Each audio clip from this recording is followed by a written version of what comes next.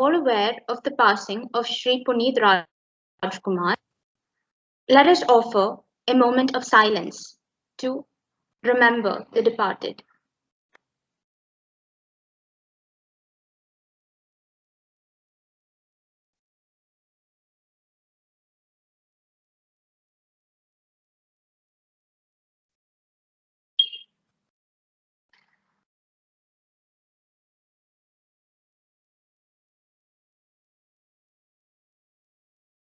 Good afternoon to everyone gathered here today.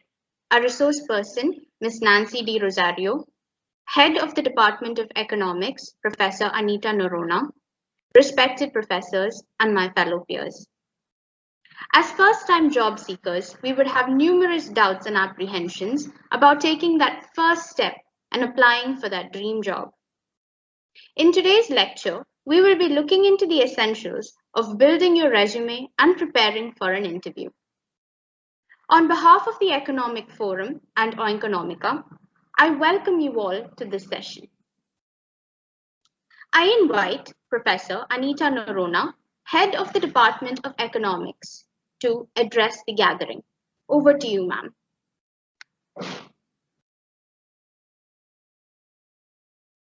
Thank you, Amanda. A very good afternoon to one and all present here. So it gives me immense happiness today to say that, in the past 10 days, we've been able to successfully conduct 3 lectures. And to be very frank, we never expected this overwhelming response that we've got, just not from our student participants, but also from our resource persons. For example, the resource person for today, Mrs. Nancy de Rosario, is an old acquaintance, an old friend of mine. I've known her for the past 15 odd years. And when she got to know that we are conducting a lecture series like this, she immediately volunteered. She came forward and she said, I would like to really help your students out because I've been in the industry for a long time. I have been there in the placement and I know exactly what students go through, especially when it comes to writing a resume or even for that matter, attending an interview, how challenging it is today. So I would, extend my heartfelt gratitude to you, Nancy, for really, showing that interest in coming forward and looking forward to your talk today. And I'm sure all our students are also really excited about it. And we've had a very good response for all our talks. I would like to place on records that we have had more than 150 registrations for all the 3 talks that we have organized this month, which revolved around the central focal topic of corporate world. So how to get ready to get into the job market is what we were looking at this month. In the coming months, since the offline classes would be starting for us, we would be having lectures in the evening, and we're going to have varied topics right from pure economics to appearing for competitive exams to many more such exciting topics that you'll all be interested to attend. So looking forward to your continued support, and also I would like to extend a warm welcome to all the participants this afternoon. I'm sure that you're looking forward to a long holiday next week, but in spite of that, you've joined us this afternoon for this talk. I hope you have a fruitful session, and thank you to all my colleagues and the student committee members who have really put in a lot of effort to make this lecture series a success. So thank you and God bless. Thank you, ma'am. To take us through this illuminating session, today we have here with us a distinguished resource person. I invite Professor Padmaja Pancharatnam to introduce our speaker for the day. Over to you, ma'am. Oops. Just 1 second. I will begin. Just 1 second. So, I'd like to introduce Miss Nancy Rosario to to give her talk, and just give me a second, please. Yeah, and she's an alumnus of Sikkim Manipal University, and she has worked with the Global Services Private Limited as a project or management officer, and has a lot of experience in banking, general insurance, research and analytics. So we would be very happy to have to give for your talk, ma'am, and I'm sure all the people here, all the students here would benefit enormously from your skills. So thank you so much, and we're very glad to have you here, ma'am.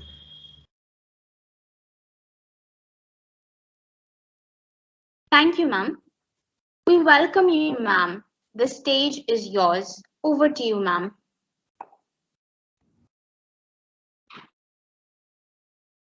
Good evening, everyone. Sorry, good afternoon, everyone. Can everybody see me? Am I visible? Am I audible? Yes, ma'am. Yes, Good afternoon, ma'am. Good afternoon, ma'am. Firstly, I just want to thank everyone for taking your time off and joining the session, especially on a Saturday afternoon, which I know all of us are normally caught up with friends and families and going out. But given today's situation, at least for today, I understand that we are unable to step out of the house too much and all of that. But just want to say thank you so much for joining today's session. I promise to, make the session much more interactive and interesting for you students, so that you are in a position at the end of the session, you will be in a position to go out a little more confident and start working and start developing your skills and your achievements and everything under the bracket of campus recruitment. All right, so let me start. Also, sorry, before I start, just a couple of things to keep in mind. In case if I have any technical glitches, if I go offline because of poor network or connectivity, please be on the call and I will join back. And secondly, in case if you'll hear any screamings and any shoutings from around here, it's purely because children are on a holiday and they're all playing downstairs, and I stay at a place where there's a smaller park where children keep playing. All right, so pardon me for it and excuse me for it. All right, let's just jump into the topic straight away. I'm just gonna quickly present something to you guys, and I will walk you guys through the entire presentation so that it'll be, I'll make it much more easier for you all to understand what exactly we will be looking at. All right. Please let me know, one of you all, either Shraddha, Amanda, anyone, if you all are able to view my screen. All right. Yes, ma'am, we are able to view your screen. View my screen? All right, sure. Thank you. All right, so we're gonna initially focus on resume building, and then slowly I would move on to interview readiness, because everything is linked hand in hand, and you will need to know every single detail, in-depth detail that I will be walking you through. All right. So your first question would be, what does a recruiter look for, right? So before I go ahead with these slides, I want to know how many of you all, probably because I can't see you guys, so I'll just give you all a quick understanding of what's the difference between a resume and a CV. So many of us, we first of all mispronounce the word resume, right? So it's not a resume, it is a resume. It's a French word, it's a resume. So what is a resume? A resume is nothing but it's a concise version of your CV. All right, what's a CV? CV is your curriculum vitae. Curriculum vitae is a Latin word. It is nothing but it is a huge, it's a I can't say summarize, it's like a huge, what do you say, in-depth, brief version of your descriptive version of your resume. So basically in your resume you will just mention your your concise version of your curriculum vitae, which talks about your skills, which talks about your current achievements, which talks about immediate accomplishments, so on and so forth. Now, your curriculum vitae, usually curriculum vitae are used by students or who are pursuing their PhDs or who are into long-term learning and whatnot. All right. So now you can also come back to me asking, but I've heard companies asking us for curriculum vitae. I've heard companies coming back to saying, give us CVs, or even my college comes back to me saying, can you please share your CV with me? Give them a benefit of doubt. Sometimes it's easier for some of them to use the word CV than resume, but the actual version or the actual word that each of you all will be using going forward would be resume. All right. I just hope I've made that clear to you all. Now, coming back to what we're going to discuss, what does a recruiter look for?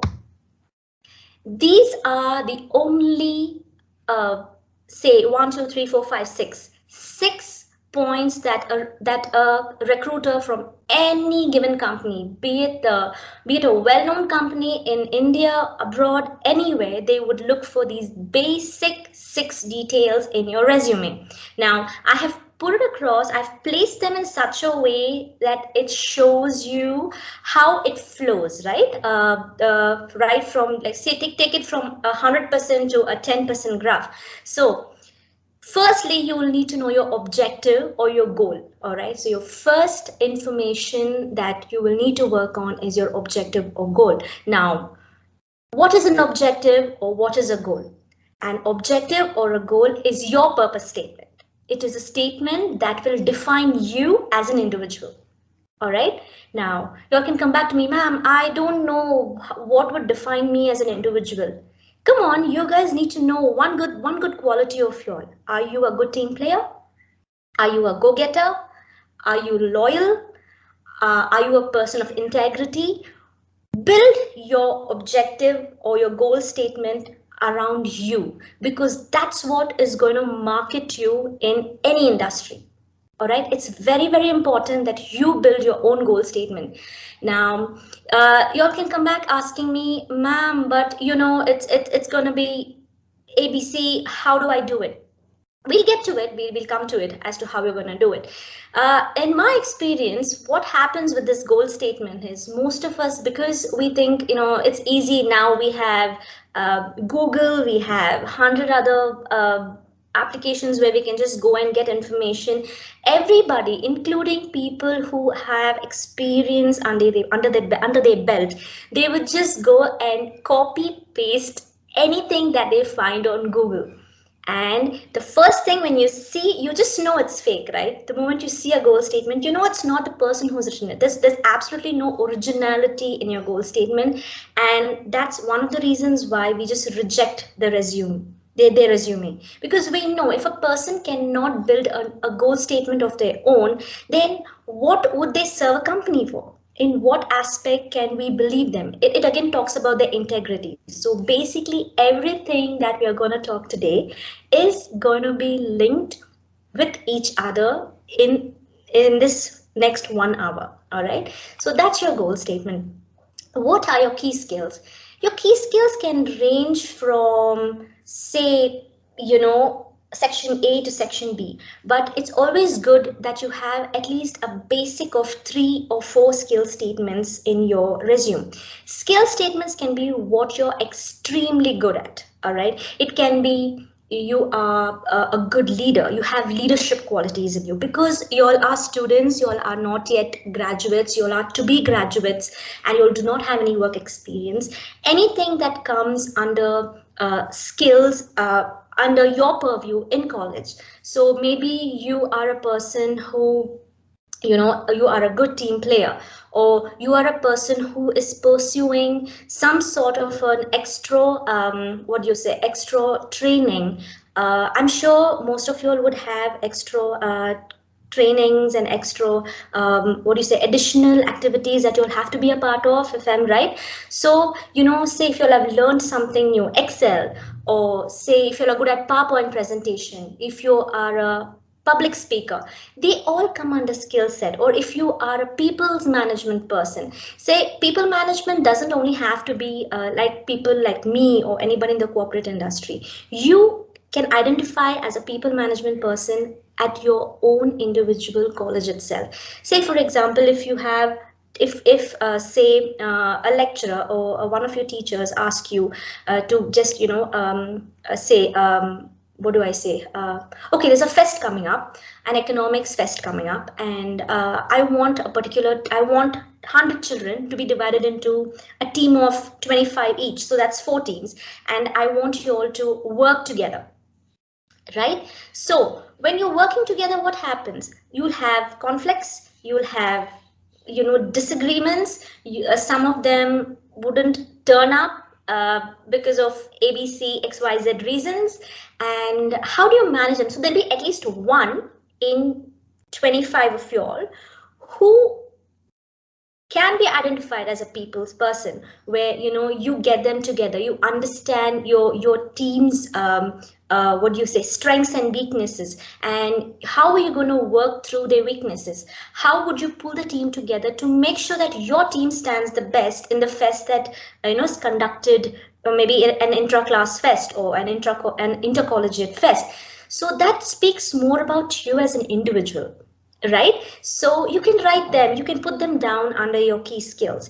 Now, key skills are nothing but what will make you stand out apart from others in a particular in a particular setting. So say if an interviewer asks you, why should I recruit you? So you should be able to be in a position to market yourself that, hey, listen, this is what I have. I possess A, B, C, D skills, and I think I'm better than that person because I have it all that the company needs to have, and that's why I think I'm the best. So your key skills will speak of who you are as an individual and what you're exactly aiming for in your particular career growth. All right. Now, your accomplishments. Accomplishments can be varied from certifications to projects to anything under the belt of within the college that you are pursuing, or outside the college that you're pursuing, right? So so whenever a project is given to you, or whenever say a task is given to you, in my opinion, I would say, please go ahead and do it diligently. All right. Make sure that everything that you are capturing, or you are noting down, or you are presenting, be it your CIAs, if I'm right, CIA is the right word for your continuous internal assessments, if I'm right, that you guys usually have, which gives you all credit after each semester. So make sure that everything that you'll do it diligently and with integrity, because when you'll go out in the industry and when you'll showcase in your resume sorry, that you'll have accomplished, say, a couple of projects. For all you know, if the recruiter feels that I want to okay, let me just pick up this project and ask this person, okay, what have you done? Can you please take me through this project, and what exactly have you done? They will definitely say 99% of the times have a knowledge of what exactly the project talks about, because you are talking to an industry expert, whoever comes to recruit you, and they will definitely have enough and immense knowledge of what's happening, all right, outside the industry. They will have a knowledge of commercial awareness around them. So make sure whatever you document is right, and make sure that whatever you do it wholeheartedly. All right. So the first 3 points that I've hit upon is object or goal, key skills, and accomplishments are the first things that a recruiter will see in a resume. All right. That is an eye catcher for them, and they will just look at it and scan through a resume in and out. all right, before they even talk to the interviewee, before they even talk to a candidate. That's what we do. We would first read their goal statement, we would see their key skills, then we would understand where exactly we feel the candidate would be the best suit for us in our industry, and then we would see what have they accomplished. So have they so with the accomplishments, did they actually achieve the given key skills through the accomplishment, or was it outside the accomplishment, or did they go beyond miles to actually do something to learn and to gain knowledge? That is what we look at. All right. Can you all hear me? Can someone just say if you all can hear me? I've just got a message saying there's bad network quality. Ma'am, we can hear you. We can hear you, ma'am. We can hear. Sure. Thank you. All right. Sorry. Okay, so the next point that we will be focusing on is your education. The next 3 points would be education, internship, personal and contact information. Education is something that will talk about in your resume. It will talk about your 12th marks, and then it'll talk about your degree. All right. Nobody really looks into your 10th marks as such, because we know without your 10th grade, you will not be able to pursue your degree. A recruiter has that much of knowledge. All right. So we will look into your 12th marks, and definitely we will look into your CGPAs that college offers. So, so if you ask me, ma'am, how much of weightage does that carry? It does carry a weightage, because we already know that you have a certain CGPA score. That's why I'm actually asking you to come in for an interview. That's why you are initially screened and selected for your aptitude test, or for your panel round, and for your group discussion, and then finally your operations round and whatnot, so on and so forth, depending on company to company, right? So just make sure you give a very crisp and concise brief about education. Just say, all right, what do you say, BA or MA in arts and science, in economics, or whatever field you are in, and make sure you just mention which year you passed out, and just give your exact CGPA score. Please do not mess around with your decimal points and numbers. It's very important, because I know we are taught that just round it off. If I've got like 6.7%, anything more than 0.5, we can just round it off to 7, right? That's not the way it works. It's best that you put your exact score that you have got and leave it at it. All right. Internships are something that are offered by companies. So say, for example, if you are taking a company, say I just take probably Ernst & Young. Ernst & Young, say, for example, candidate A has been selected under a panel of people saying, okay, let her do an internship here. Once she finishes her internship, she writes down her internship details in her resume. Just make sure that whatever you mention in your resume about your internship is very clear. All right. Just mention as, okay, worked as a risk officer, or assisted in a particular project which wanted a certain number of ABC or XYZ to be done, and the span of your internship needs to be mentioned, and that's about it. What have you achieved in your internship? Have you been certified anything through the company, or have you gained any additional skill sets during your internship? It would be a big thumbs up if you actually mention that. All right. Now, your personal and contact information is the minimalistic thing that a person will look into. Definitely. Now, I've mentioned personal and contact information. So there is a difference between personal and contact information. Your contact information is simple. It's very clear. It's going to be your full name. It's going to be your email address. It's going to be your contact number. Now, please make sure that whenever you have your email address, make sure it's a professional email address. All right. It's very important that you have a professional email address. Please don't have email addresses like hangman@gmail.com or, XYZ. just nothing is just striking my head right now, but sometimes I have personally read so many email addresses on a resume during a recruitment, and I would just sit and laugh. All right, sometimes after a tiring day you just scan through resumes and then you realize, and I'm like, if a person cannot have a professional email address, how professional can a person be in a company?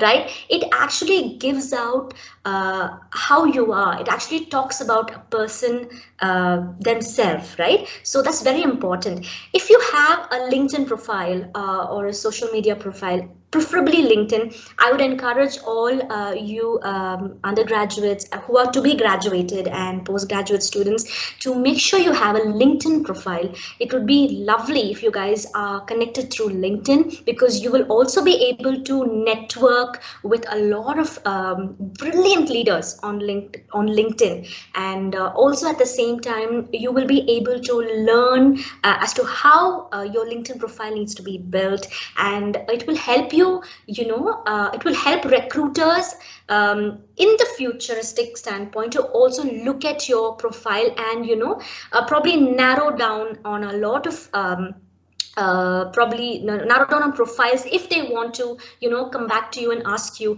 hey, you know what, there's an opening here in my company, would you like to join? That's how networking works. So it's very important you have networking, and networking comes only when you have professional what do you say contacts, especially your email address, and a professional connection around the social media platform. All right, personal information, nothing much. Just make sure you mention your marital status, mention the languages you know, and if required, yes, your status as if you're an Indian or if you are not an Indian, right? And also if you have any hobbies.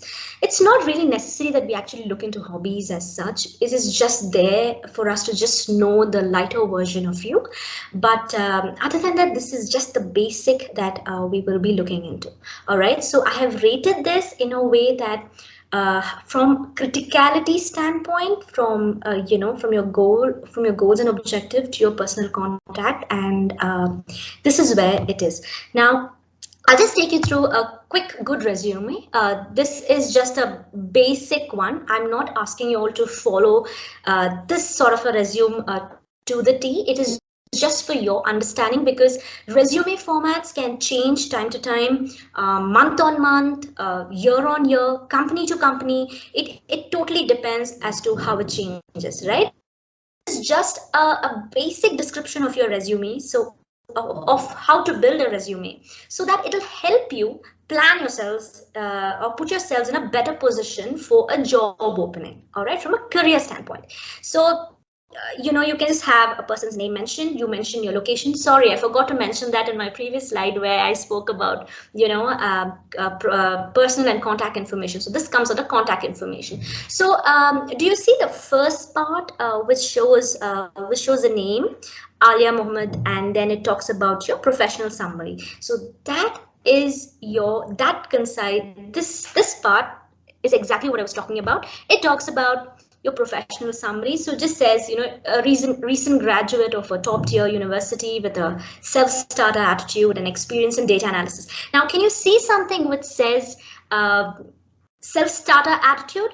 And can you also focus on something called experience in data analysis? So what does this show a recruiter who's recruiting? When you see this, you see that, okay, this person has a self-starter attitude. That means this person is in a position where she or he can initiate any given task to him or her without any hesitation, right?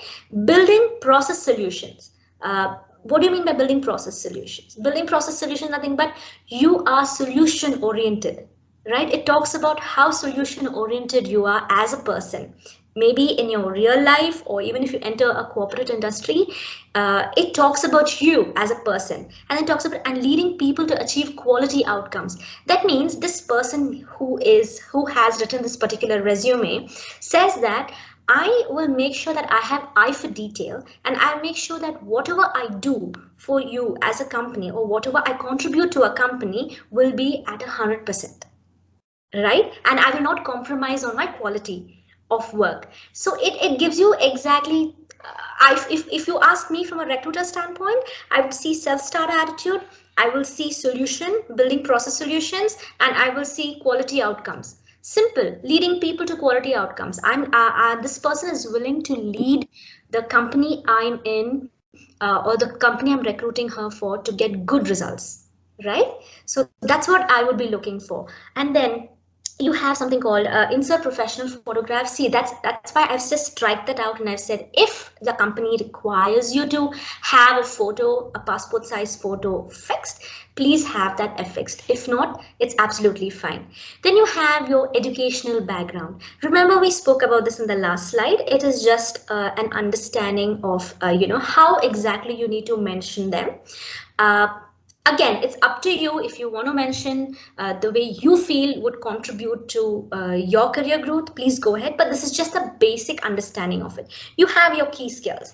These were the key skills I was talking to you about previously. It talks about leadership, teamwork, adaptability to change, strategic thinker, right? And so on and so forth. So you mention your key skills. So what happens as a recruiter, it gives me a basic understanding of a candidate that I'm going to recruit, saying that, hey, you know what, this person has everything that I need, or maybe not everything. Maybe I'm just looking for probably just two of them. Time management is something every company will just look for. All right, that doesn't mean that you guys just put that as your key skill. If you're not good at time management, please don't mention that. It's very important that you have a good amount of integrity when you are writing your resume. All right, and then I might just look at teamwork. Teamwork is something initially everybody would look for. Are you a good team player or not, right? So it would just catch my eye. Just a couple of things that I want. I've got it there. Fine, good enough, right? Then I would go back to the accomplishments, and you mention all your accomplishments that you have done. If you have any additional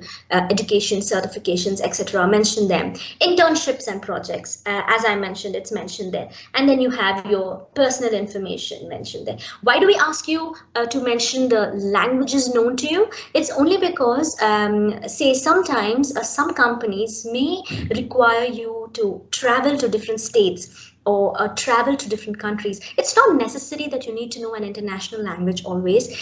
Just the basic, your mother tongue and the global language that everybody speaks, English, and the national language that everybody speaks, Hindi. It's just the basic, knowledge of it is always good, because whenever you interact with different departments in a particular company, sometimes they just go on a spree talking in Hindi, or talking. Kannada is no. All right.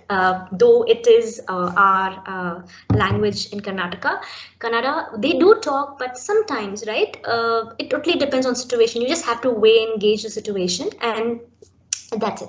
So this is your basic, brief on how you have a good resume built for your career growth, for your placements in future. All right. So next, now I'm jumping on to your interview readiness. I'll finish up with everything, and then probably at last, if you guys have any questions, please ask. All right. Don't hesitate. No question is good. No question is bad. Just ask me. All right. All right. So your interview readiness are these: your goal, business etiquettes, body language, integrity, communication skills, mock interviews, time management, and organizational knowledge. In no particular order, I'm just gonna run through this with you quickly. All right. So your goal is simple. Why do you wanna join the company that you've applied for? What is your ultimate result joining my company? That's all I want to know. So what are your contributions to the company? What are you going to do when you join my company? How successful are you going to lead a particular project? Or, it's basically your objective, your goal statement that you have mentioned in your resume. All right, go back to your goal statement. Are you a strategic thinker? How well can you play around with strategies? All right, are you a go-getter? How well can you get a particular result in a crunched situation? Mention that in your resume. All right, and when you mention that, that's what they would hold. So an interviewer, sorry, I'm just going to take a book just to demonstrate. An interviewer would just have this in front, An interview, say if I'm your interviewer, I would just go through this and then I would ask you, your first thing. So what is your goal? And then what happens is you just sit down there and then you're like, my goal is, and then you go blank. Don't do that. Know what your goal is, because you've already mentioned that in your resume. Always be consistent in what you do and in what you write and in what you talk, because everything is linked and an interviewer will never go blind or missee anything. All right. Now, business etiquettes. Before I come to business etiquettes, I'm going back to your organizational knowledge. Now, before an interview, what you will have to do is you will have to go back and do your homework. All right, simple homework, nothing much. Go and dig up information about the industry that you would be joining in. Okay, see 1 or 2 industries that you're interested in. That is your forte. All right, what is your goal? Say if you want to become a data analyst, go say if you're going to a particular company, if that company is or specializes in data analysts, you will have to dig up information. When the company was started, who is the CEO of the company, who are the board of directors of the company, what is the goal of the company, what's the mission and the vision statement of the company. Also, you can have questions on every fiscal year, right? Each fiscal year, you have quarter 1, quarter 2, quarter 3, quarter 4. So every company has 4 quarters. Each quarter, you will have awards, you will have recognitions. So all of a sudden, you might just get a question saying, so did you read the news and did you see that our company just won an award? What award was it? They'll just come up with the most bizarre questions. All right, so it's great, it'll be good if you actually go back and dig up some information about the industry, about the departments that they have. Everything is available on their website, everything is available on Google. Please go and do your little homework and write it down. Make sure you write it down and grasp it as much as you can and be focused, all right, on it. Now, your business etiquettes, simple business etiquettes. What are your business etiquettes? Dress up well, dress to impress. That doesn't mean that, just because I'm going in for an interview, I need to deck up myself. Okay, girls and boys, I'm gonna take this off with you guys separately right now. So girls, don't overdress yourselves. All right, don't put too much of, heavy loaded makeup or anything as such. Be comfortable. Make sure you are in your formals. Make sure you groom yourself well and dress up well. Minimalistic makeup, the better. All right, because nobody is going to interview you based on how you look. Definitely that is there, but that's a small chunk of to just see how professional you are. But more than that, they will look at 10 other aspects of what exactly they would want from you. And boys, please make sure you guys groom yourselves, shave, comb your hair, be well groomed in a way that you are presentable. So this goes to everybody. You're talking to a person who's been there and who's done everything possible, and then today one day I've come to a position where I understand how things work, right? So there's a saying, right? Greatest are all beginners. Right? We were all beginners. People who have been, let it be Albert Einstein, let it be anybody, we were all beginners. We've all come from a position where we knew nothing. But what you do, you have to start from somewhere, and the start can even be today. All right, so your basic business etiquettes, make sure your code of conduct is right. Make sure you have a smile on your face. A smile can take you miles. All right, just remember that. Smile, that doesn't mean that you just go and laugh in an interview panel or in a panel of interviewers. Make sure you have a pleasant smile on your face and have a smile, and smile with grace. It's very important you smile with grace, and whatever you do, be genuine about it. All right, so that is your business etiquette. When you enter the room, make sure you knock the door and then enter. Excuse yourself in, excuse yourself out. always wait for the person to finish what they are asking you to. Don't immediately jump into answering the question. Make sure you wait, you understand the question. In case if you're not, if you are in a position where you don't understand what exactly they're talking about, pardon yourself and ask them to repeat it for you. They will be more than happy to repeat it for you than you answering the wrong question, and you will be out of place at that point in time, right? So that's one thing that you will have to be very careful about. Just make sure you answer everything with confidence. Confidence is the key. All right. So that is your basic business etiquettes. Your tone, the way you speak is very important. Make sure you are always, at a point where you are in level with the interviewer. All right. Never raise your voice, never speak low. Speak at a place where you are in level with them. Now, coming back to time management is very, very important. All right. That is why if you see right from college to school, to even now, sometimes when you have to go out, everybody says, please log in 5 minutes before a meeting. Please come in 15 minutes beforehand. So I'm not too sure if even now you guys have, these breaks, because it's online, at least offline. When we were all in college, we would have 2 bells ringing. So one would be like a bell that goes that says, you know what, it's time. And then another bell within a minute of recess goes back saying that, okay, it's time for your class. But now if I'm right, I understand that you will have to log in 5 minutes beforehand or 10 minutes beforehand for each class. So time management is very important. Time management plays a very, very, very critical role in your career, all right? Especially in the corporate industry. If you are not on time, you are sacked. I'm sorry, I'm being very crude about it, but you will be sacked. So you get letters. You get first non-verbal letters, and then you get verbal letters, and then you are out of the company. All right. So that's why they always ask you, let it be an interview, let it be if you are, joining on the date of joining. When you go, they always ask you to arrive 30 minutes beforehand. 30 minutes is better because you go in, you make sure you are well settled, you make sure that you've checked all your documents, you make sure you've got enough of sleep the previous night before your interview is on. So only if you sleep well, you will be able to wake up on time, you will be able to get ready on time, you will be able to organize everything on time, and you will be able to leave on time. There is no excuse of saying, sorry, I was late because of a bad jam. You know there's going to be a jam. You know how Bangalore traffic works. So it's best that you make sure you as a person work backwards to see how fast you need to leave home to reach your college, or to reach the recruitment place wherever they're going to recruit you. All right. So there is no saying, no, I can't.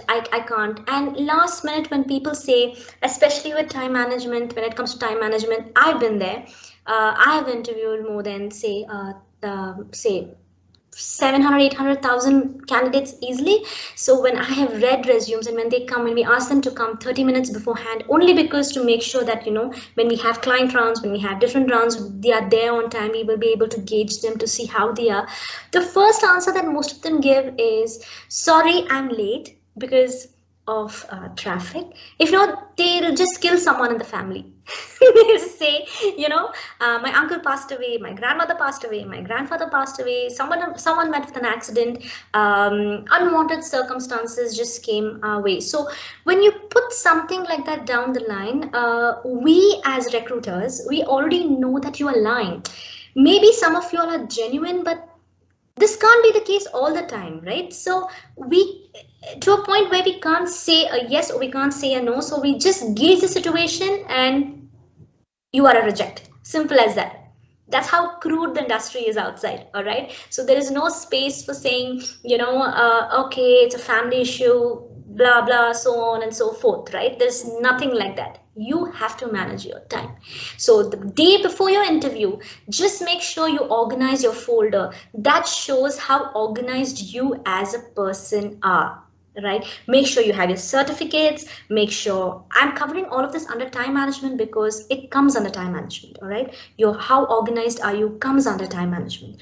Make sure you keep your certificates ready, all your marks cards, all the documents, your resumes. Carry at least 2 or 3 hard copies of your resumes. Have a pen with you in your folder. Make sure you carry a few photos of yours in your folder. Make sure every document is in a way that it's arranged from ascending to descending order.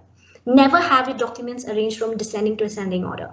Always have them arranged from ascending to descending so that it's easier to just strip off the documents and just give it to the recruiters, whoever would ask you for anything at that point in time. Make sure you always have a soft copy of all your documents in your email, because sometimes we tend to forget, or we tend to just lose documents in a hurry, or we just tend to just misplace something. So it's already there in your email on your phone. All you have to do is just excuse yourself, go to the kiosk in your college and make sure you just take a printout quickly and then come back. That saves time. All right, that's under time management. Integrity is the most vital part of your career. All right, right from here, from the time you are in college or at home or in the corporate industry, if you are not honest, I don't have a word to say. It's not a good feeling, right? It's a thing where you don't feel good about. So a recruiter will be able to gauge a person if you are honest on. That comes back again to how you answer their questions. Every single question, right from the questions of tell me about yourself, where do you see yourself in the next 5 years, what are your weaknesses and what are your strengths. So your weaknesses can come in what are the opportunities that you feel you can work on, right? And they will just catch you there at the snap of the finger. They will catch you there. So the more honest you are, the easier they will let you go. They will not grill you too much. But the moment they know, the panel of interviewers know that you are at a point where you're beating around the bush, they will start playing around with you and they will start beating around the bush even more and pinning you down at every word that you say. All right, be honest. At times there are no right or wrong answers. So when you're stuck in a position where you do not have an answer to a particular question that an interviewer asks you, just tell them a straight, simple answer, a very on the face answer, which is, in my opinion, this is what I feel we should do or we should not do. Never say, I don't know, or don't say, this is exactly the answer, or this is what it is. There is never a right or wrong answer most of the time. All right, sometimes they would just grill you left, right, center for no reason. All right, just to see how confident you are. Communication skills is very important. Be crisp, be concise, be clear, answer to the point. If they ask A, answer A. If they ask C, answer C. Do not answer B. All right, they really don't want to know all of that. They just want to know what they're asking you. All right, make sure your tone is right, make sure your speech is right, make sure your vocabulary is correct. All right, do not use words that you do not know the meaning for. All right, just make sure you talk in a way, use simple English. In simple English, I mean, don't use too many fancy words. You can use your fancy words in your object and goal statement, but make sure the fancy words that you put in there, you already know the meaning of it. But when you're talking to an interviewer, just be you. The real you is the best way to crack an interview, no matter how many interviewers sit in front of you. Be confident. All that an interviewer will look at is how confident you are. Right? I can just sit here and ask you, so what did you do today? And sometimes you just go blank. People just go blank. What did I do today? What do you mean? What did I do today? What did you do today? Right? So just be confident. Confidence is the key to crack your interview, and it's a very, very important communication skill. It's a very important skill that you have. All right, confidence. Sometimes I've seen people. It's a funny thing, all right. So we were interviewing a few people on a few probably a couple of years ago. We needed a few IIM and IIT grads, all right, for a particular role. So we had them in a room and we put them there and we just let them be and we just asked them a few questions. And as simple as just, the answers that they're giving are absolutely right. There was no room for errors and we knew they were right. But what my colleague and I, what we did was we twisted the question purposely and we asked them the same question in a different way. And they sat there, you believe me or not, students, they actually sat there with their head like this, wondering what exactly, and they doubted themselves. They were like, but, and then we don't know what, we just want to see what was their reaction. So basically we were just looking at them and we just wanted to tell them, what you're saying is right, just be confident. So after 15 minutes of grilling them on one particular answer that they answered right, we had to tell them, what, you're right. We were just trying to, catch you off guard and make sure that you're confused, to just, at least someone in the group would just come back and tell us, what, we are right. How can you say we are wrong? But nobody even took that first step, right? So confidence is the key. Mock interviews. Before your interview day, before your group discussion, before your panel round, before anything, stand in front of the mirror, speak to yourself. Speak to yourself. Ask yourself those questions, simple questions. Tell me about yourself. Tell me about yourself is a basic question, and I don't want you all to always think tell me about yourself is, okay, I started my day, my name is so-and-so, I'm from so-and-so location, I graduated from, no. That's not what an interviewer looks for. Tell me about yourself is nothing but what's in it for us from you. What are you going to contribute to my company, right? So you have to market yourself. Basic question, tell me about yourself is not your introduction, because they already have your introduction in the resume, in their resume, that they already know. They know your name, they know what languages you know, so on and so forth. Tell me about yourself is you marketing yourself and you showing yourself off to them in a way that they are in a position to say, you know what, this person stands out for me among 10 of them. It's because of whatever this person is, the skills that the person has and the way the person talks and how confident they are, and that's why I want to recruit this person in my company. Tell them I'm a strategic thinker. Tell them I'm a go-getter. Tell them I am loyal, and my loyalty will take me, will make sure that in whatever sector in the industry you place me in, I will make sure I ensure that there's a successful project outcome that comes out of me. Tell them if you're a good player. Tell them how you are a good player. Tell them what you can contribute. Right? These are very important. There's one more thing that I wanted to tell you all. Whenever they ask you about your weaknesses, talk to me about your weaknesses. Never say you do not have a weakness, because most of the answers that we've heard is I'm a perfectionist. Nobody's perfect. We all have weaknesses. I have weaknesses. You have weaknesses. We all have weaknesses. But how you take your weakness and convert them into an area of opportunity is very important. So say, for example, if I say I'm a detail-oriented person, me being a detail-oriented person, I always tend to, find small little errors, which has led to a lot of time gap in finishing a particular project. Right? So what I have done, because I know we have a project crunch, a timeline to finish it, I make sure that we ensure that the project is completed at a particular given time with an eye for detail, without wasting my time and effort for no reason in between.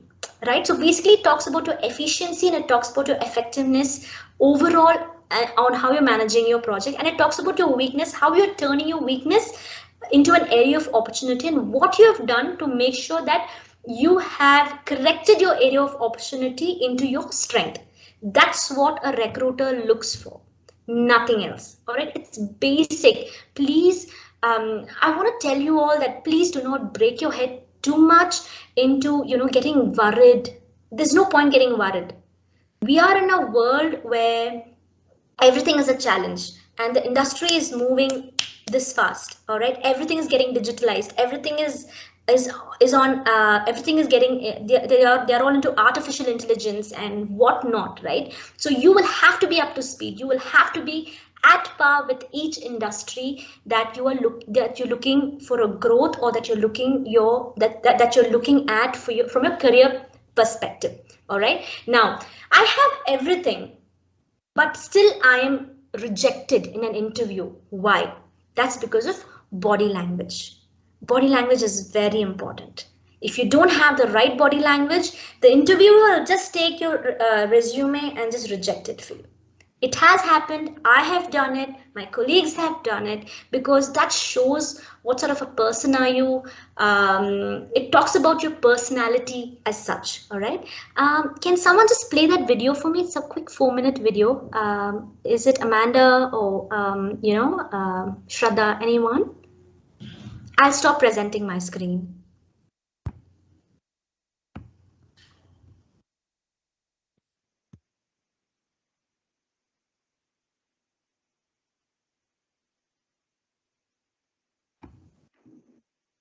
Have you been to an interview recently, been perfectly qualified for the role, you've answered all the questions correctly, but still been rejected? Well, the answer could lie in your body language. Recent studies suggest that only 7% of your communication are the actual words you say. 38% are certain vocal elements like your intonation, but 55% is your non-verbal. Things like your facial expression, your gestures, your posture. So this video is going to look at the messages you've been sending out with your body language and how to tweak those to make sure you're sending out all the right signals at your next interview.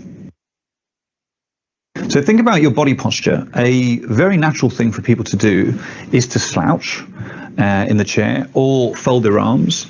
And this looks like you're making yourself smaller, wrapping yourself up. And the signal you're giving off to the interviewer is that you're defensive or nervous. Instead, open up your body. Don't cross your legs or fold your arms, but engage slightly forward from the waist. And this will give the appearance to the interviewer that you're interested. If you're jiggling about a lot in the chair, keeping changing your body posture, or you're playing with the button on your shirt or the ring or other objects, you're going to appear anxious and nervous. And certainly the interviewer is going to be less inclined to have confidence in you. So a really good tip is to first slow your breathing down. This will slow your heart rate and make you feel less nervy. Keep your hand gestures steady and only to emphasize a point. Palm upwards signifies that what you're saying is honest and trustworthy. Touching your heart signifies that what you're saying is genuine. Steepling is a sign of confidence. Conversely, clasping your hands is a sign of self-comfort and anxiety. So make sure you avoid these. Mirroring the interviewer is an effective technique, but it needs to be done very subtly. Mirroring hand movements or positive gestures, waiting 10 seconds though before you do it yourself. You can also mirror your speech, so their vocabulary, their jargon, the rate or volume of their speech.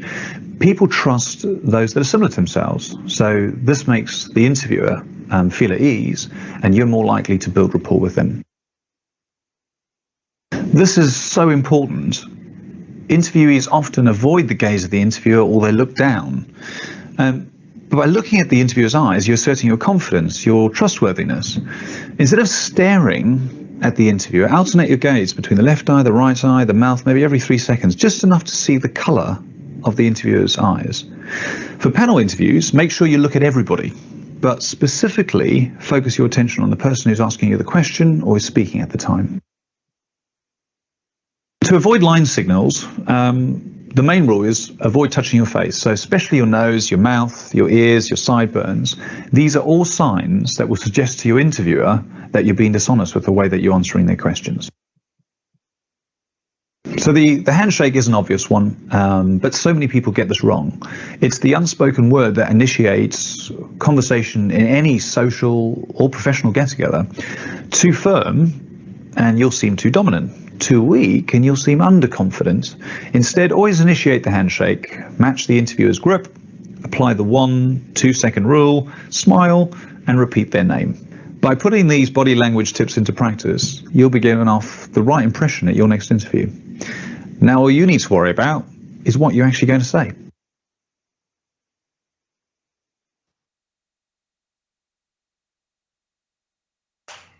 Thank you. Thank you so much. All right. So,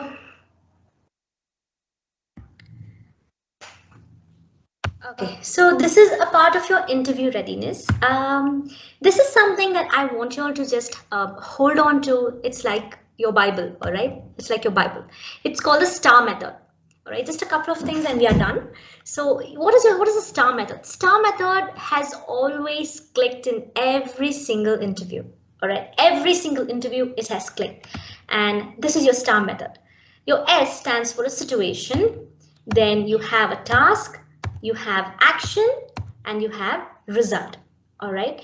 So whenever an interviewer asks you, can you tell me a situation that that you had to solve? Were you in a conflict situation, or were you in a situation where a particular project failed, or were you in a situation where in your college that you had to in a particular fest or in a particular sports event, you were the organizer, but nothing, you couldn't complete it on time. How did you manage a situation, or your team members did not arrive on time? How did you actually manage the particular situation? Any situation, always, always, always use the STAR method. This is a proven method where most of the candidates, people who have experience under their belt, people who do not have any experience, freshers like you, have all cracked interviews. Okay, so first, before when an interviewer gives you a particular situation, all right, take at least 5 minutes, 3 to 5 minutes to gauge what exactly the interviewer has said. Prepare your mind. Prepare your mind in such a way that you're able to understand what is the question. Describe the task that you had to. Say, if they've given you a task about a conflict between two people, what did you do? What were the challenges you had? What are the constraints you had? If it was a project, what was the deadlines? What were the deadlines given to you? Describe the task you had to do it. Then tell them what actions did you take. If it was in a team, how were you a good team player? Or if it was a conflict between two people again, how did you resolve that conflict? Or what initiatives you took to make sure that your project met that particular deadline? And integrity is always there. Any way you take any given question, you have to be, honest about it. And then you describe the outcome. Describe the outcome of the action that you took in the given situation. What did you achieve? Was a conflict resolved? Was a project a success? Or did it, give out 100% completion or something? Did you deliver, ABC, XYZ on time? Everything. So whenever you use a STAR methodology in your interviews, or during a one-on-one round, or during a panel round with a panel of interviewers, use your STAR methodology and it will work. All right, so here I just want to quickly ask someone, for the want of time, I just want to ask anybody, whoever's willing to answer, since I can't see anybody, can someone just probably walk me through what you did today? Anybody, right from the time you woke up to the time we met until 2:30? Yes, ma'am. Who's that? I can't see you, sorry, I'll just stop presenting. Ma'am, Kritika this side. Yes. Ma'am, can you see me now? Yes, I can. So ma'am, I woke up, I got freshened up, then I helped my mother with some household work, basically till 8, 9, and then we had our classes. So from 10 to 12, I attended my classes. After that, I had a break for myself. I watched a bit of television and had my food. And after that, 2 o'clock, I came here for the meeting. And currently, I'm listening to you. All right, lovely, Kritika. So, see how well she had placed her thought flow, right? She didn't go back and forth on her thought flow. Her thought flow was pretty straight enough. So, if I ask you, dear, can you give me one attribute about yourself that you can sell or market yourself to an industry during an interview? What is that one attribute that you would go with? Ma'am, one attribute of mine is that I believe in myself a lot, and I believe that wherever I go and whatever I do, is completely with all my genuine efforts, and whatever I do is with 100%. I try to give my 100% in whatever I do. So I would like to say that I first believe in myself, and I always believe in myself, because until and unless I don't believe in myself, how will I make you believe in myself? So it is very important for me to always know that I'm always going to believe myself. Wherever I go, whatever work has been assigned to me, I will be able to do that. No matter how hard it is, no matter whatever the work is, if we try, we can do whatever we want. And there's nothing a word like impossible, because it is composed of the word that I am possible. So that's what I believe in. All right. It's good that you put it across in a way that we are able to understand, but in simple terms, if I would, can I tweak it a bit for you, if it's all right? So a little bit that, you could just, if I just said, give me a one-word answer. Did you hear my question? My question was, how would you give me one attribute about yourself? Oh, ma'am. Yes, so it's very important. Listening, it's not only for you, dear, it's for everybody. I'm just trying to give a few examples here and there so that you all are able to understand. So it is about listening. Listening skills are very, very important to everybody. So when you set the whole thing, I'm just going to concise it as one where you are confident and you are loyal. Right? So that's what I'm talking about. So whenever you're going in for an interview, not only her, anybody for that, be very attentive, be quick to listen. All right, be quick to listen and understand what exactly your interviewer is asking you. All right. Thank you so much, dear. Is there someone else that I can speak to, and say, can someone tell me, if I'm seeing simple situations, all right, very, very simple situations. Can someone give me a goal statement for yourself? Someone. There are only girls, is it? Are there any boys in the group? Anyone? You don't have to get scared. I'm not going to eat you up.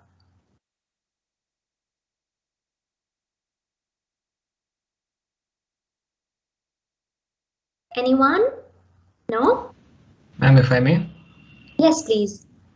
If I had to give a goal statement for myself, it would be to get a job in the company and work there for a couple of years to build experience and to be able to further my skills and even try to inculcate more skills into my my portfolio. I would also like to help progress the company and my life together. Okay, so what is your goal statement? You've mentioned, that you would want to improvise on your skills and you want to, make sure that you contribute to the company. So you should always have one attribute about yourself. What is your selling point? How are you going to market yourself?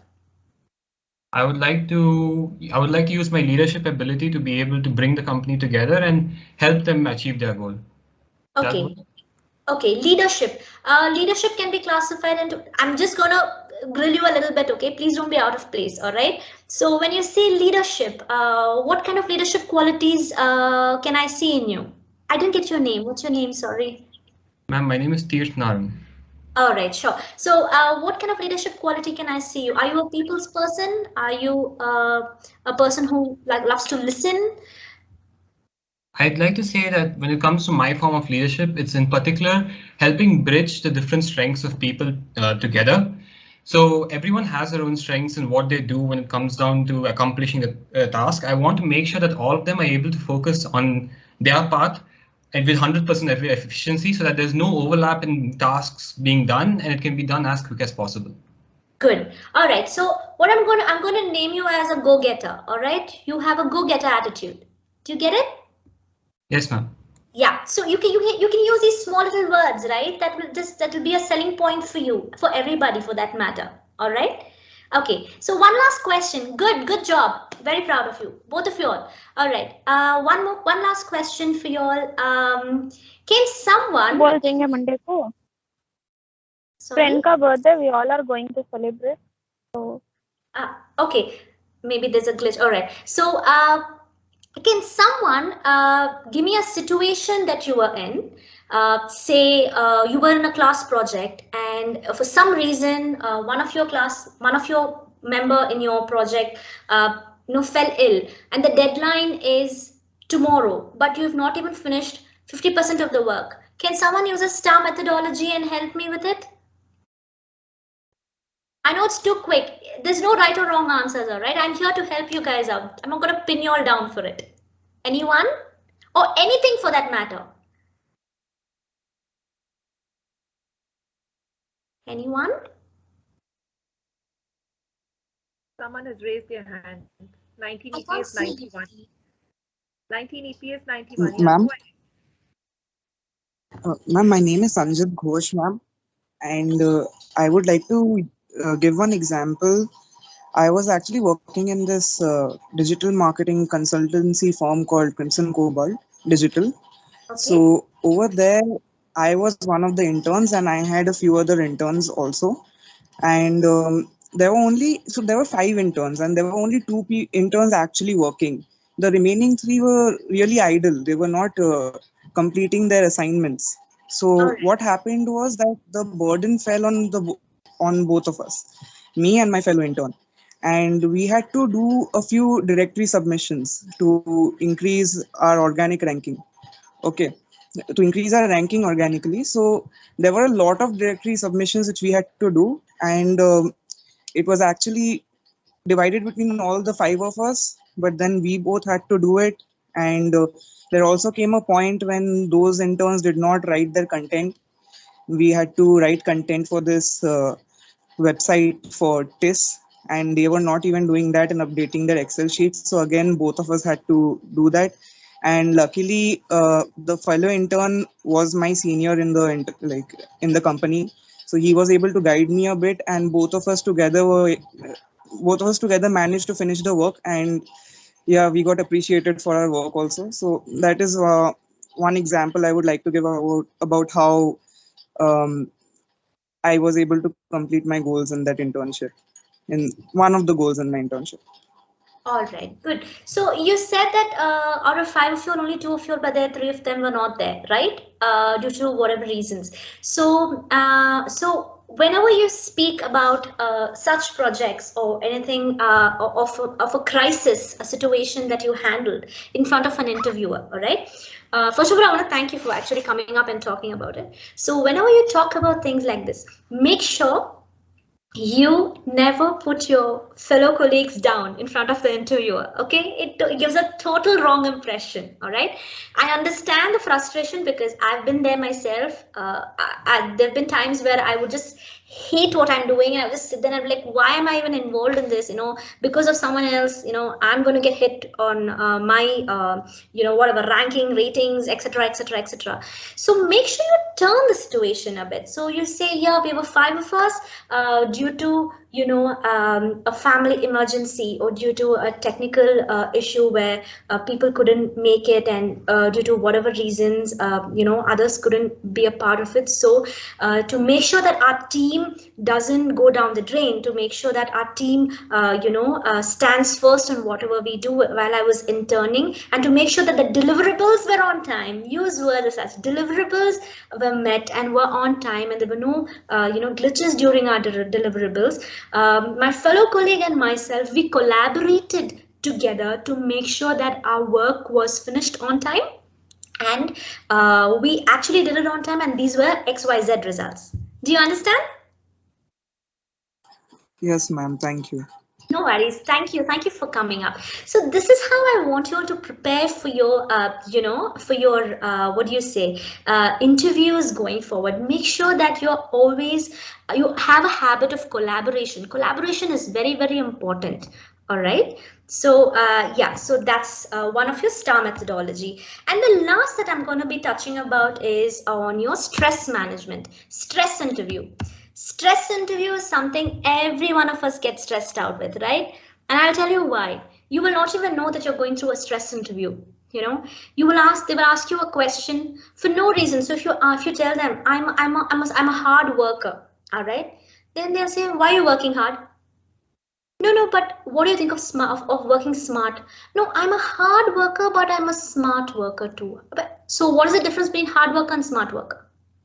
They will just throw questions at you to just test your personality. Are you a grumpy person? Are you an angry person? Do you sulk immediately? Do you panic during situations that you're put into? Or are you solution oriented? Or are you able to decide? Are you having decision making ability? They are all very important, and stress interview is the one of the most important way of gauging a person's personality as such, a candidate's complete personality as such. Never get stressed out. Take your time, answer those questions. So if you ask me, what's the difference between working hard and working smart? You work hard, you spend more number of hours to make sure you give your best, to make sure your project, your whatever you're working on is completed within the given time frame. But how do you work smart? You work smart by organizing whatever you're doing in a more efficient and in a more effective manner. So whatever you're working hard, however, so if you're taking say about 8 hours to finish a particular task, you take only about 4 hours to finish that task. How? By organizing yourself well. So if you say I'm knowledgeable, I have information, they'll ask you what's the difference between knowledge and information? No, you're wrong. I'll give a life example of myself. When I went for my interview, my second interview in the company that I was working for, WNS Global Services, there was an interviewer. He sat in front of me. He was one of the VPs. He sat there.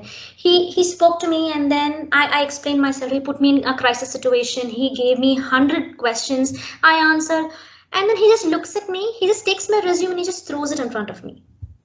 I felt very disrespected, and I'm like, that's not the way you behave. I'm thinking in my head, okay, that's not the way you behave. And you know what was my reaction? I just sat at him and I just smiled. So he's like, why are you smiling? I just threw your resume. And I'm like, it's fine. I mean, so do you have any questions? So I said, yes, I do have one question. Am I fit for the job? I didn't know what else to ask him, right? So, and then he just looked at me, he smiled and he said, you're selected. You're simple. Your way of being calm and composed speaks quite a lot about you as a person. All right. So never be scared of people in front of you. You be you. Be confident. Make sure your decision making ability is always there. You are able to be in a position to decide anything and give solutions to anything. Be innovative, be brilliant at what you do. Never get stressed out. Interviews are there to stress you out. All right, they will stress you out. They will squeeze the life out of you. If I was your interviewer, I would just squeeze the life out of you to just see how you as a person, are you able to cope up with stress? Because in a corporate industry, everything is changing. Every minute they will change. You take a presentation and you go to them, to the board of directors, you sit in front of them, or you speak to a particular your manager, and he will say, no, I don't want this. For all you know, he would have told you a few minutes ago, this is what I wanted. When you go back, he's like, this is not what I want, change it, go back and change the slides for me. So everything is stressed. The environment keeps changing in a corporate industry. That doesn't mean that you have a leeway where you get stressed. If you want to vent out, if you want to stress, go out, take a cup of coffee and come back. All right. But during an interview, stay calm, stay composed, be confident, answer to the point. And your key to crack an interview is always in your goal statement. It's always in your resume. What you write in your resume is what you will be questioned for. Nothing beyond that, nothing less than that. So everything that if you write you're smart, if you write you're hardworking, if you write you're loyal, they will question you only on those points. Nothing more than that. So be smart. Work hard, but be smart in answering your questions. All right, that's about from my end. I mean, I know it's quite a lot to cover in like 1 hour. I've tried to concise it as much as I can. Do you guys have any questions for me? Please feel free to ask me questions. I'm here. I'm happy to help. Ma'am, we will be taking questions now. The audience is requested to post their queries in the chat box. Over to Nandini for the question answer session. So we do have a couple of questions already in the chat box that I've put on behalf of everyone. So the first question is, a lot of big companies use automated systems for going through resumes based on certain keywords. So how do we make sure we don't get filtered out from this automated system? So companies, every company, if to my knowledge and to whatever I've spoken recently to most of the company heads, what they do is there's a particular percentage of what do you say, placement of seats given to campus recruitments, all right, for campuses. So you don't have to worry if a company has signed a deal with your college saying that, we are coming to your college for recruitment. They will go as per that. They might have an automated system where all the CVs, all the resumes are taken into consideration. They might ask you to upload it. I don't know how it works now. Are they still asking you all to upload your resumes, or do you actually give out your resumes to the placement cell? But either which ways, just remember, any campus recruitments that happen, any placements through campuses happen, every single resume is read. And based on that, based on the criteria that they have, if you meet the company's criteria, you will be selected for your first round. You will be shortlisted. So you don't have to worry about automated system here. Thank you, ma'am. So the next question is, what are good questions to ask recruiters after the interview? What are the good questions to ask the recruiters after a good interview? All right. So first of all, if you feel whether the interview went well or not, you can always. So the last question from a recruiter will be, do you have any questions? Any questions for us? So you'll be like, yes, I do. And the first question that you ask is, so when I join the company, what is the role that will be offered to me in a particular company? How far can I see myself in that role? There's nothing wrong asking the recruiter what's in it for you. Right from your skill sets or right from your salary. You can also speak about your salary. There's nothing wrong in speaking about your salary. I think we all come with a mindset saying, we're not supposed to ask our salary. We always go back by saying, as per company standards. As per company standards can be anything. So are you saying that you have studied something so that you can compromise on your salary? No. So tell them, I would like to understand how my salary works. What is going to be my salary, and after how many years? This is another question that you can ask your recruiters. How many years from now do you think I will be eligible to upskill myself, advance my skills in this particular role, or to advance my career opportunities in the company? You can ask them that, and they will be willing to answer you these questions. But be very polite and be very positive when you ask them, all right? Yeah, these are the two questions that you can ask them. Anything else? Okay, great. We'll keep a note of that. The next one is, which is better in interviews, introducing ourselves in a concise way, that is less is more, or being very elaborate? It is better you introduce yourself in a concise way. So as I said, if you're saying, so I'm going to take my example for you because one can be the best example for themselves. So if you ask me, I would say introduce yourself. So obviously the recruiter will know your name, will know your GPA percentage, will know everything. So you don't have to again go back and back and forth on the same thing. Introduce yourself is simple. What are you for me in the company? So simple, a strategic thinker, a go-getter, a reliable person, a loyal person. Just give a very concise answer which best suits you in your goal statement. Simple, and maximum you have 3 attributes about yourself and speak about that attributes about yourself. Say, I'm a team player. I'm a fast learner. I'm a team player. By team player, I mean if you put me into any situation, I am willing to contribute. I'm willing to collaborate in any given situation in a team to make sure that the team succeeds in whatever they do. So that talks about you as a person. You're a team player. You have a collaborating attitude within yourself, and and say I'm also a strategic thinker. That means no matter, or rather, I love innovation. I'm an innovative person. That means you love bringing in fresh ideas. So every company, they will look in for fresh ideas, and that's why they recruit you all. So say you love being innovative, So talk about yourself. There's no point being bizarre about something and saying, I'm this, I'm that, when you're not that. What are you is what you have to speak about. 3 points. If required, elaborate on it. If not, just leave it. The more concise you are, the better for you. Your opportunity goes higher. It stacks up for you. Anything else? Okay, so the next question is, I think is really interesting. Does first impression is the best impression mantra stand completely true in excelling in interviews? Say that again. First impression is the best impression. Does it stand true for excelling in interviews? To an extent, yes.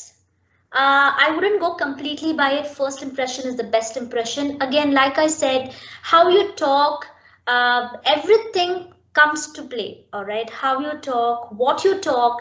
Are you just talking gas in your language? Are you being real? Are you being honest, or is it just gas that you're giving out in your talk? Everything comes into play. So they will look at everything as a whole. If you're a fresher, they will look at everything as a whole because they have nothing else to gauge you on other than that one-page resume that you have, that you're out of college and the projects you have done. So again, I will go back to the goal statement. What you are, speak that, and they will look at what you are saying. Simple as that.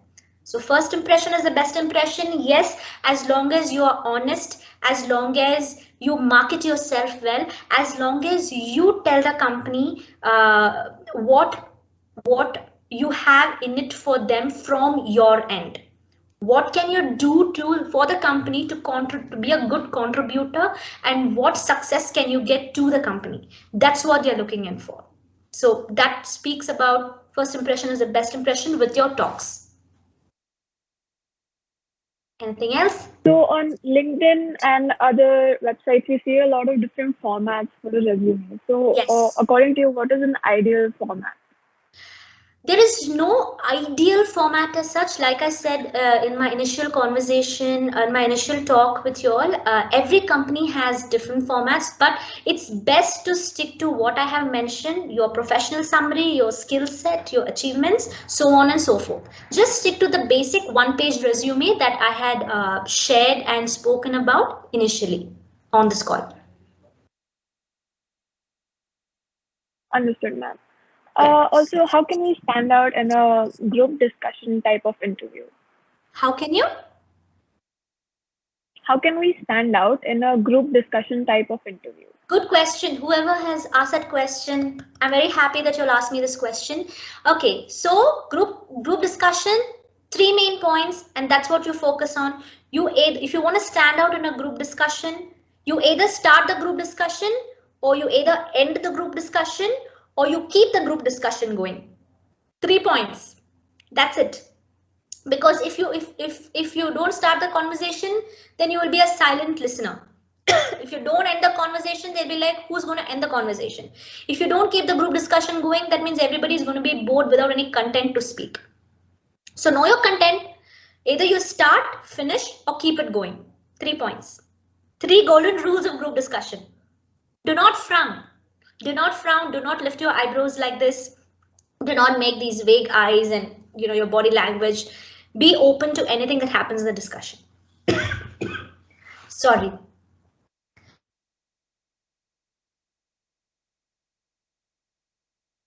Sure, go ahead. Thank you, ma'am. I think you really simplified that for us. So someone here is asking that if a person has taken a 5-year break from studies and is looking for a job after that, what does that person need to do? 5-year break from graduation or post-graduation? Actually, they haven't specified, so I'm going to let them specify their questions further. Post-graduation? It's undergrad. It's undergrad. It's undergrad. Undergrad. Okay. So your question is if you've taken a break from your undergraduation, from your graduation? That's right. Okay.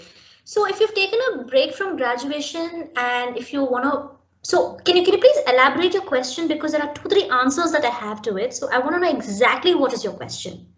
There's no right or wrong here, right? Just elaborate your question to me. So I personally, I'm telling about myself itself. Sure. So I've taken a 5-year gap of studies after 12.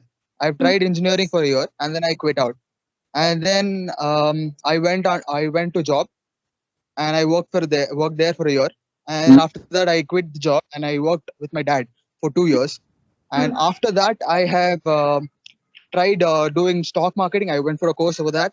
And then I came to this college to join, to do a degree, get a degree certificate. So I am currently finishing my degree in a year, a span of year, which is after that I'll be looking for a job. So how am I supposed to represent myself or talk about it? Be honest about it. Simple as that. If you want to know the truth, I took a break from my education as well in between. And today, Monday, I am a project management officer myself. So just be honest about it.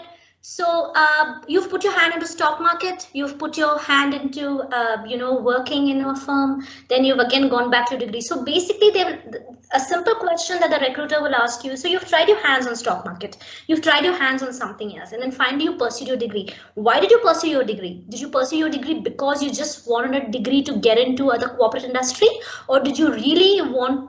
Or did you actually do something like this so that you've understood what your forte is, right? So end of the day, dear, you will need to have an answer to the question that as to what you want to do, because your job is very important. Okay, and depending on what industry you're getting into. Say for example, since you're going to be graduated in a year, say for example you want to become, I'm just taking an example, a random example. Okay, you want to become a risk analyst. Example, a risk analyst. So is your main forte that? Are you looking at upskilling yourself from a futuristic standpoint in a corporate industry? Then yes, so just be honest. Tell them, see, I wanted to work, and why didn't you, when you did your engineering, why did you feel that you were not interested in your engineering? Just tell them, yes, I just felt this was not my I was not very interested in engineering. I figured that out. That's why I started doing something else, and then I thought maybe stock market would help, but that didn't work, and it took a few years for me to figure out what exactly I needed to do. And now I've come to a point where I understand where my forte lies, and that's why I have decided to move on with my career in this particular direction. The more honest you are with your answer, it will take you upward. Am I clear, or do you have questions? Yes, ma'am, that's right. Sure. Yeah. Anyone else? Yes, ma'am, there's one question. They're asking, how can we stay calm, especially when you are a person who gets easily tensed during interviews? How can you stay calm when you easily get tensed during an interview? Do something that you like before an interview. Simple, just be simple, just be you, just be real. It's hard, it's stressing, right? You know yourself. Self-esteem is very important. Being you is very important. So if it was me, though I have recruited so many, I have attended so many interviews to, jump up the levels.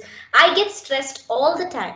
All right. I am nothing new to this. I am a person who gets stressed enough and more. You can ask Miss Anita Narona herself. I'm a person who just gets stressed easily. Easy way to calm down is get enough of sleep through the night. I know you'll be very restless. It's fine. If you feel you just want a cup of coffee, you want to eat an ice cream, go ahead, eat an ice cream. Go ahead, drink a cup of coffee. If you feel listening to music will help you, do it. If you feel just talking to someone will help you, just talk to them. Just breathe. Stay calm, stay happy, smile, more than enough. A smile can take you miles away, and it can also, a smile with grace can take you way beyond wherever you want. So just stay calm. How to stay calm? It's in your hands. Now, everybody is different. I can't give you specific answer. There's no specific answer as to how do I stay calm, right?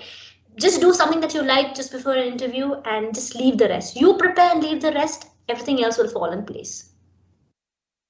Anything else? Yes, now one last question. What do we do if anyone in the panel has a past against you? What do we do when anyone in the panel has a past against you? Like maybe they know you from previous experiences and they have something against you.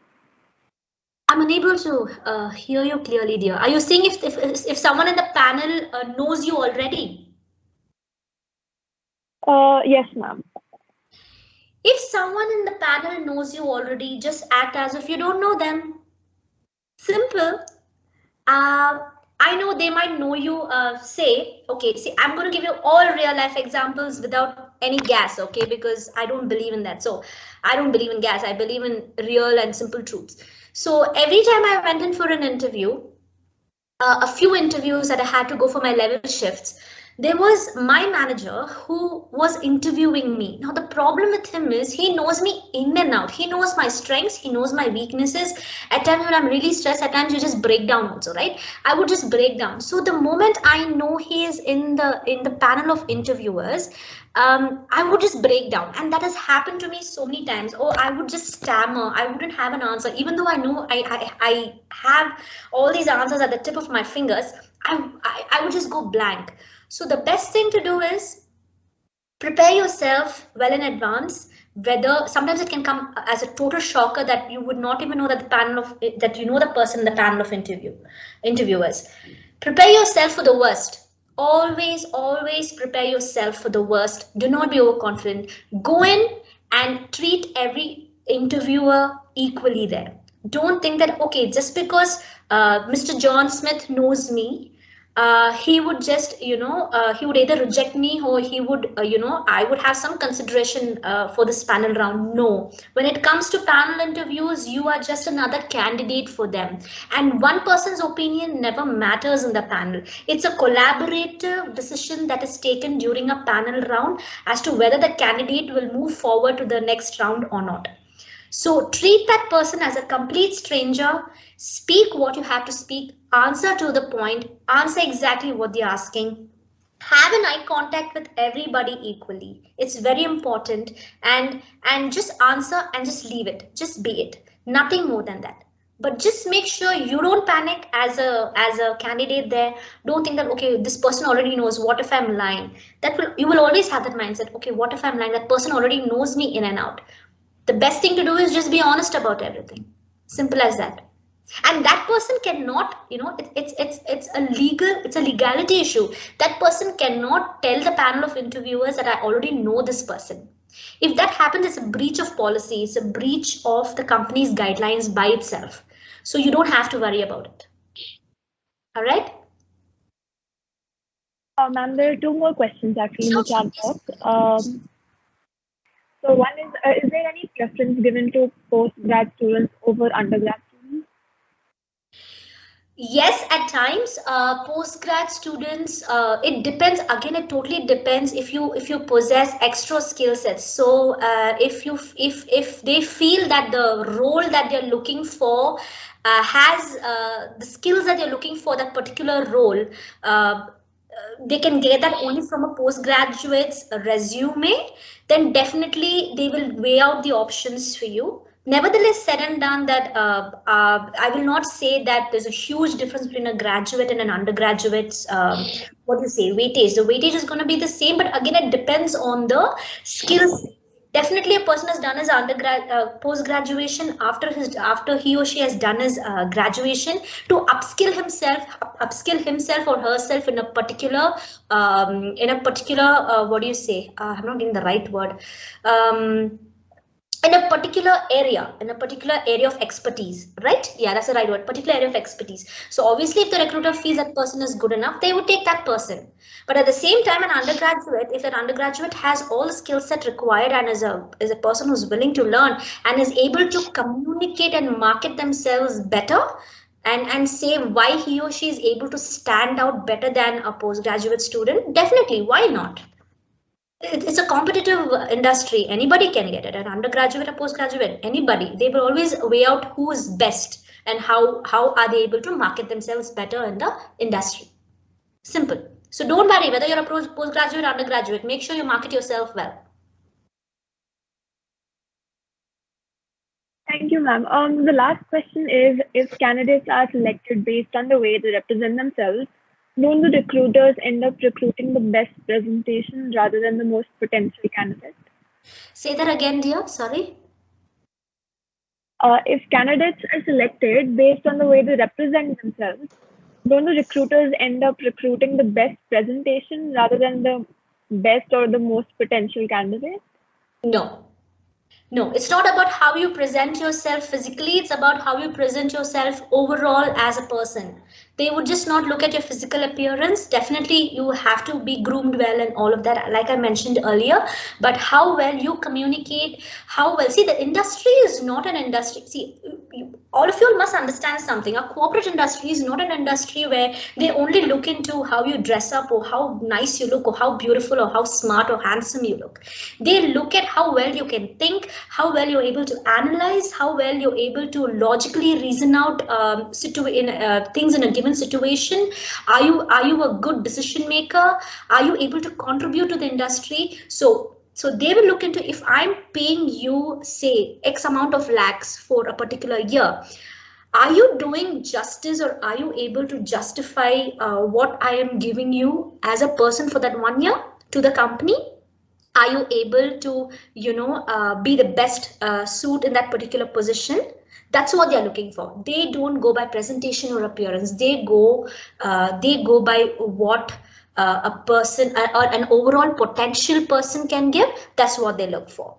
Grooming, everything comes secondary. See, once you hit the industry, so your first company is very important. The moment you get into it, why do they grill you? Why do they recruit you? Why do they actually see whether you're potential enough to work for the industry? Is because they know that it's easier to upskill a fresher to upskill a person who has no experience, because they're investing a good amount of money on you, right? They invest lakhs and lakhs of rupees on you to just upskill you and get you there to a particular speed, sometimes which they cannot get in experienced people. So definitely no, I don't go by saying that a better presentation has an upper hand than a potential person. Definitely a potential person will be recruited. If it comes to me, I will recruit a potential person, gauging everything that I mentioned in the presentation today. Hello, ma'am. I have a question. Thank you. Thank you Yes, so yeah. much for answering all our questions so patiently, ma'am. Over to Amanda. No worries. Someone else had a question. Can we have that question as well? Yes, ma'am. My name is Lalita. I'm a third year student, economics. Sure. I have one simple question. When I'm getting interviewed, I want to be as honest as possible. But sometimes, when I give very honest answer, it makes me seem like uncertain or something that I'm not. So how do I, gracefully answer with honesty? It's simply impossible to be honest as well as hide that weakness of uncertainty in that answer. So you've answered your own question, Lalita. Is your name Lalita? yes, ma'am, Lalita. I got interviewed twice, and then actually I jumped from science to economics. I actually did my 12th in science, and then I chose not to pursue science any further, and I went to economics. When they asked me why you jumped to economics, why weren't you certain when you were getting into 11th or 12th, I just don't know how to answer it honestly, because I just thought I wanted to do and I did something. I don't know how to present those ideas very clearly to the recruiter. So Okay, so all you have to say is answer it gracefully. The answer that you gave is simple. I initially thought that my like was towards science and I would pursue my expertise in science. But eventually down the lane in that particular year, I realized that my interest was more towards economics. And hence I moved on to pursue economics as for my graduation, which helped me build my expertise in XYZ skills. Simple. okay, thank you. No I mean, worries. it sounds so when you say it. I mean, yeah, you got it? Did you understand what I said? Yes, ma'am. Yeah, got it. It's about just wording your words right. Just making sure you put your words right in a sentence. But just be very nice, very polite, and have a smile on your face and talk and just look at the person and be genuine, because a person can always gauge you when you're genuine or not. All right? Yeah, when you're looking at you kind of get nervous and your words get lost inside, and then you just don't know how to put those words across perfectly as you think in your mind. So yeah, I realize that, even I understand it, because I was also there at a point, and I totally get what you're saying. So just don't be nervous, just be real. So that's why I say all your questions, anybody before your interview, you know what you all should do, just go to the mirror, practice your questions and answers. There are a lot of videos. If you all want, please let Miss Anita Norona know. I will have some videos shared, and whenever during your time you can, all of you all can actually take a look at some of the videos, which are very motivational and inspiring to to help you guys also in future. All right. All right, thank you, ma'am. Anybody else? Any questions? Ma'am, Yes. am I audible? Yes, you are audible, dear. Ma'am, I'm Sanjit, ma'am. I was the one who spoke about that digital marketing form. So, just just a hypothetical situation, and a potential recruiter asks me that what are some of the difficulties you have faced in your previous internship, if that happens, and I give him or her the example of that scenario. So I took your advice. I noted it down, ma'am, about using those particular words, deliverables and collaboration. Thank you for that, ma'am. But you also said to never put down your colleagues. But Yeah. that was a situation where, I cannot really say anything good about the colleagues also, ma'am, because they did not really give those. Uh, they did not give proper reasons for not doing the work. So how do I back them up also, ma'am? Like if you could. Okay, so sure. I get your question. So there have been a lot of situations that even, personally, I've also faced, professionally, I've also faced in my career, right? So when a particular task is given and you realize that, you don't have anybody, all of a sudden they just give up and they just say, no, I can't make it, I can't do it. And then you end up almost coming close to the deadline and then you have no answer to it. So there have been situations where there have been times that I couldn't meet the deadline. So you go back to the clients and you speak to them. So first you say, thank you for your time, thank you for helping us with this.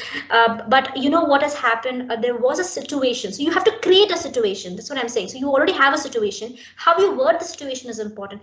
You can say, for example, I remember saying this. There's a situation right now. Our team, due to this particular reason, due to a reason where there was a health issue and which really couldn't be neglected, and due to all of these, I really couldn't have this person complete your particular task on time. So for it. But given the fact that this has happened, I was in a position to upskill someone. And if you don't want to use that word, I can always also say, I just, with the help of my senior, I upskilled myself to make sure that whatever my fellow colleagues had to complete, I had upskilled myself in that way, and I was able to complete this particular project to make sure that the timelines are not missed. So that's it. So what happens is, you're not putting that person down. Alright, though you are extremely angry with that person, you're not putting that person down. Though you're upset with them, you're not letting them down. But at the same time, you're showcasing your achievement. You're showcasing your accomplishment in a way that the person who's at the receiving end, say your manager or your recruiter, sees, all right, so there was a situation. He is not putting his fellow colleagues down, but he is in a position to actually tell us that he was able to help in achieving his goals, at the same time safeguarding the integrity of his team. Simple as that. You just have to play with your words. It's all about playing with your words. Just don't go attack the target directly. All right, just play with your words, but in a very nice way, in a very, very polite and a nice way. Did you get it? Yes, ma'am. Thank you so much. Also, ma'am, I have one more question, ma'am, if you could please answer me. Sure. Ma'am, what do you think? Is it a good idea of having a good internship experience and a decent CGPA, or should someone focus more on increasing the CGPA and can depend less on internship experience? See, if you ask me, CGPA is very important. Companies look at CGPA score and at least an average of anything above 6.7, if I'm right, 6.7 to 7, anything above that. CGPA is equally important. Your internship, again, it depends. If you're interning in a particular company, is your intention to get into that company or get into some other company? What is your intention? What is your final goal? My My intention is to gain as much industry experience as possible, ma'am, to learn and grow. Yeah. On what? Are you having But, expertise? Are you wanting to grow in a particular expertise? Is very important. So if you say, for example, if you're going into Tech Mahindra, if you're interning in Tech Mahindra, okay, or Tata consulting services, are you wanting to get into that company, or are you just going to upskill yourself in that particular role so that you can go into some other company with the same skill set which has the same role? So you will have. till now, Yeah. sorry, ma'am, for interrupting you. No, go ahead. Ma'am, till now I have in most of my internship experience has been around content writing, ma'am, and I have been praised for my content writing. Okay. So I have gained a lot of experience when it comes to writing through my internships, and that's what I'm focusing on right now. So, but yes, ma'am, I'm not really continuing an internship uh, because of my educational pursuits right now. So no worries. So just finish whatever you're finishing. If you already start, see, one thing you need to know is if you've started an internship, make sure you finish that course. If not, what happens is in your resume, if you're going to show an internship which is not completed, it shows you as a very inconsistent person. It shows you as a very undecisive person. So you either finish the course and you mention that in your resume, or if not, just don't mention that in your resume. Just remove that particular internship from your resume. Do you understand? That's all you have to do. Hello? Can you hear me? Yes, ma'am. Okay, sure. Thank you, ma'am, for answering our questions with so much patience and diligence. You truly gave us genuine answers to every single one. Thank you, ma'am. I would request all of the attendees to kindly turn your camera on for a group picture. We will be taking one now.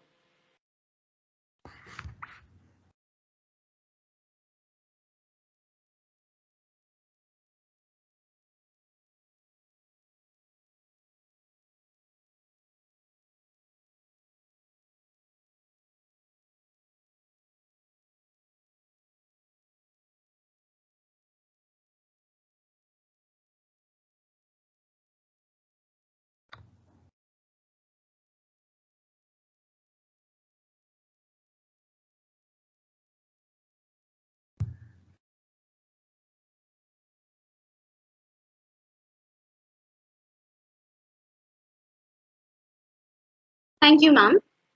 Thank you, everyone. Gratitude spreads goodness and positivity. I now invite Kritika Singh to deliver the vote of thanks.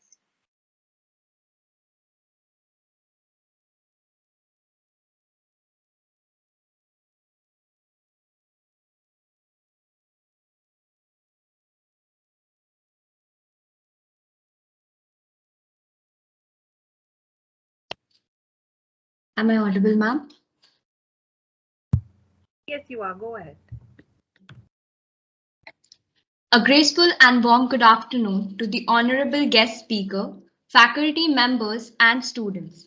It is my privilege to have been asked to propose a vote of thanks on this occasion. I am thankful to all the participants for being a wonderful audience and attending our lecture series, successfully organized by the Department of Economics in collaboration with Economics Forum and Oikonomika. Thank you, audience, for keeping up with your enthusiasm and active participation throughout the session. I, on behalf of my colleagues and the association, would like to extend my heartfelt gratitude to our guest speaker, Ms. Nancy Desario, who gave us her vital time and shared with us some of her most insightful skills and knowledge on the topic. Thank you, ma'am, for your efficient guidance. I'm sure it will be a great help for all of us. Further, a big thanks to the head of Economics Forum, Mr. Keshav Murthy, head of Oikonomika, Ms. Teresa Joy, the Dean of Humanities Department, Mr. Clement D'Souza, and the head of Economics Department, Ms. Anita Nohrona, along with the faculty members, Professor Nikhil, Professor Anne Francis, Professor Raisa, Professor Padmaja, and Professor Tulika. for their efforts towards building this association and this department to what it stands for today. I extend my sincere gratitude to our principal, Father Dr. Victor Lobo, our rector, Father Swibert De Silva, and registrar, Dr. Melvin Kulaku, for their constant support and guidance. Moving forward, I mention my earnest sense of gratitude to the core committee and volunteers who have been the strength and pillars of the Economics Forum and Oikonomika, and because of whom we could make this event a great victory. Individual commitment to a group effort, that is what it makes a team work. I cannot thank each one enough for their selfless involvement and their willingness to stand by for the completion of work beyond their comfort zones. Thank you. Thank you, Kritika. The link for the feedback form to get your e-certificates has been put up in the chat box. Kindly fill out the form to get your e-certificates. Thank you. I thank you all for attending the event and making it a grand success. I'm wishing you a pleasant and safe evening. Thank you.